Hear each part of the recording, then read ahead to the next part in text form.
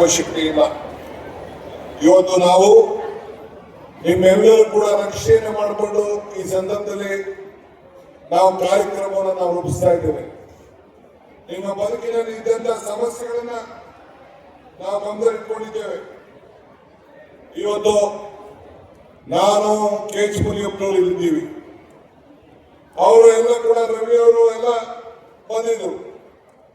ಈಗ ಎತ್ತಿನ ವಿಚಾರದಲ್ಲಿ ಏನಾದ್ರು ಮಾಡಿ ಕೋಲಾರ, ಚಿಕ್ಕಬಳ್ಳಾಪುರ, ಬೆಂಗಳೂರು ಗ್ರಾಮಾಂತರಿಕ ಉತ್ತರ ಅಂತ ಈಗ ಎಲ್ಲರೂ ಕೂಡ ನೀರು ಕೊಡ್ಬೇಕು, ಕೆರೆಗಳನ್ನು ತುಂಬಬೇಕು, ಅಂತರ್ಜಲ ಹೆಚ್ಚಿಸ್ಬೇಕು, ಕುಡಿಯೋ ನೀರು ಒದಗಿಸ್ಕೊಡ್ಬೇಕು.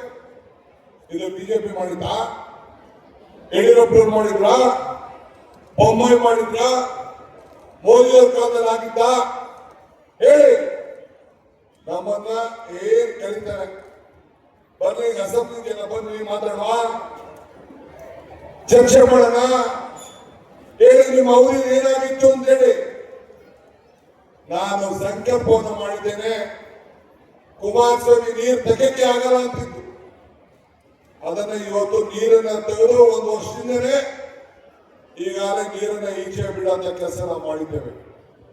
ನಾನು ಮುನಿಯಪ್ಪರು ಹೋಗಿದ್ದು 10.5 ಕಿಲೋಮೀಟರ್ ಅಕ್ಕೂಡಕ್ಕೂ 40 ಅಡಿ ಮೇಲ್ಗಡೆ ಹೋಗ್ತಾ ಇದೆ, 40 ಮೀಟರ್ ಮೇಲೆ 40 ಮೀಟರ್ ಮೇಲೆ ಹೋಗ್ತಾ ಇದೆ, 120 ಅಡಿ ಮೇಲೆ ಹೋಗ್ತಾ ಇದೆ ಅಕ್ಕೂಡಕ್ಕೂ. ಇಡೀ ದೇಶಕ್ಕೆ, ಇಡೀ ಏಷ್ಯಾಗೆ ಎತ್ತರವಾದಂತ ಅಕ್ಕೂಡಕ್ಕೂ 3300 ಕ್ಯೂಸೆಕ್ ನೀರು ಒಳಗಡೆ ಹೋಗುವಂತ ಚಾನಲ್ ಅನ್ನು ಇವತ್ತು ನಾವು ನಿಮಗೆ ಕುಡಿಯೋ ನೀರನ್ನು ಕೊಡಬೇಕು ಅಂತ ಹೇಳಿ ನಾವು ತಯಾರು ಮಾಡಿದ್ದೇವೆ. ಇದು ದೇಶಕ್ಕೆ ಮಾತು. ಮೊನ್ನೆ ತಾನೇ ದೊಡ್ಡಬಳ್ಳಾಪುರದ ಮತ್ತು ಕೊರಟಗೆರೆಗೆ ಹೋಗಿ ಜಮೀನನ್ನು ನೋಡ್ಕೊಂಡು ಬಂದಿದ್ದೇವೆ.